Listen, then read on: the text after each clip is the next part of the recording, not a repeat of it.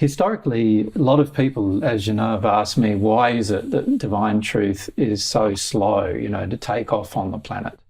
Why is it that it seems to be that it's barely growing at all, in many cases? Obviously, it's what we see, but it's not necessarily the truth. But why is that the case? And interestingly enough, the very people who ask me the question usually in the end don't practice divine truth on the planet.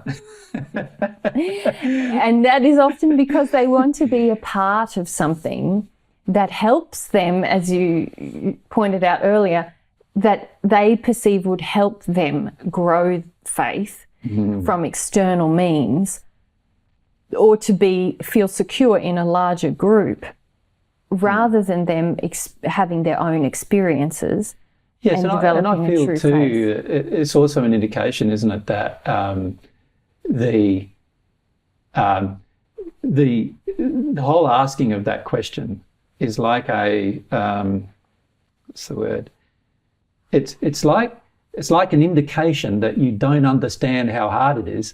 Yes, and that was the subsequent thing I wanted to mention, was that such people don't understand the way in which the earth life operates commonly, the emotions which drive the earth life for 98% of the population on the planet, are in opposition to God's way. Yes.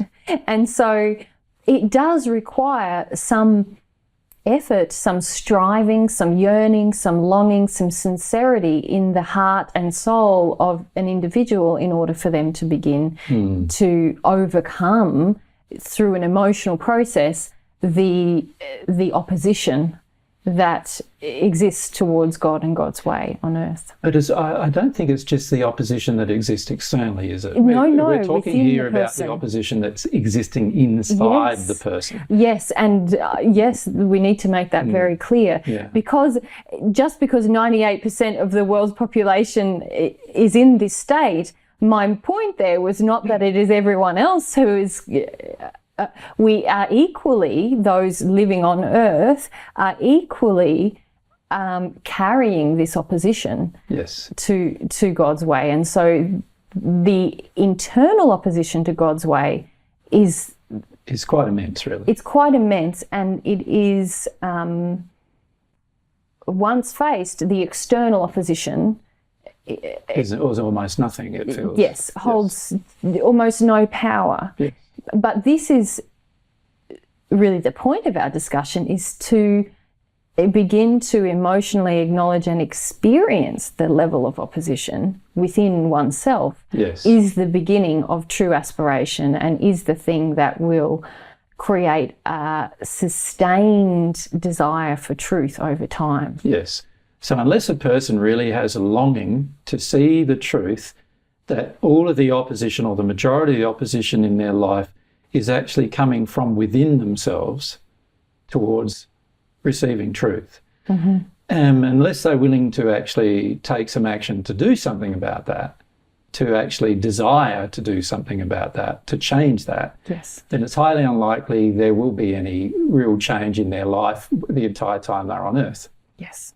And in fact, if there is change, it might even be in a negative direction because of the addictions we're continually engaged as a result of opposing this natural process that God's designed. Yes, because as you've pointed out to groups in the past, it takes more and more effort to suppress the awareness that God's laws are attempting to raise within an individual. And so therefore a lot more addictive or avoidance type behaviours are necessarily engaged, which does degrade the condition of the individual. Yes.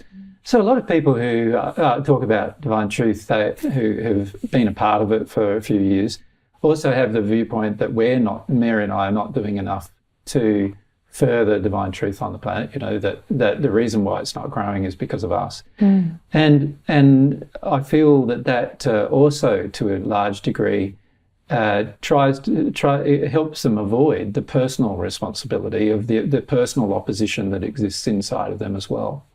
And really, from our perspective, we don't view,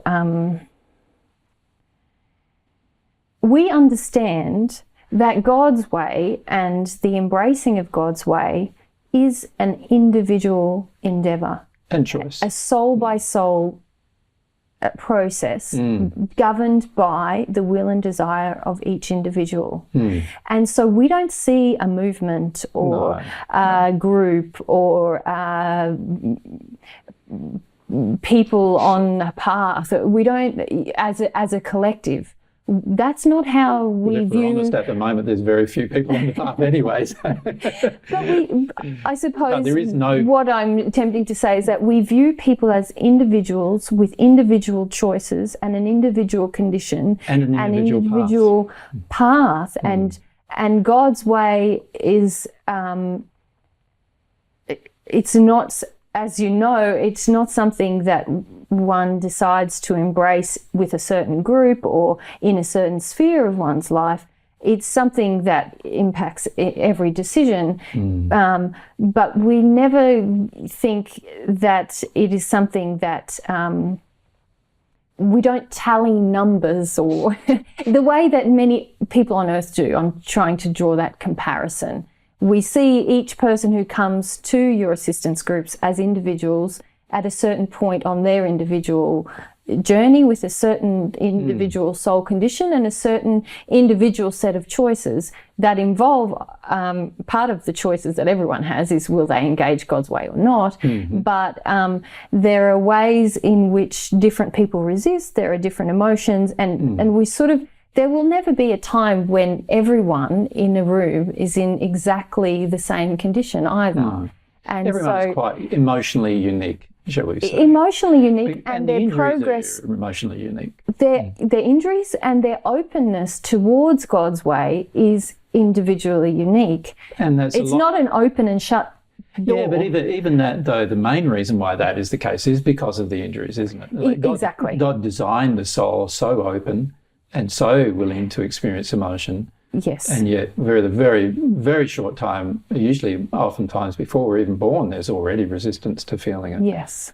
And that's a very sad fact of humanity's choice for centuries now, millennia, which we need to also reverse. So it's like, in a lot of ways, I sort of see it like stopping a runaway train going in the wrong direction. And you know, initially it appears that you're not having too much of a success while the runaway train is slowing by just occasional amount of momentum every single moment you're resisting it. And the key is for people to understand how they slow that train. Yes. Because there are people attempting to slow the addiction train, if we could call it, or the rebellion train, or whatever the train towards darkening condition is what's driving that train. The key is to see what slows it down, because many people are just trying to do it through a force of willpower. Exactly. And that's not helping, and that's another reason why they end up feeling worse and more shut down and more sedated. And also more tired as well, Yes. obviously, because they're putting forward an effort that their soul is really saying, I don't want to make that effort. Yes, yes. I don't see the point in that effort. No. Yeah. No.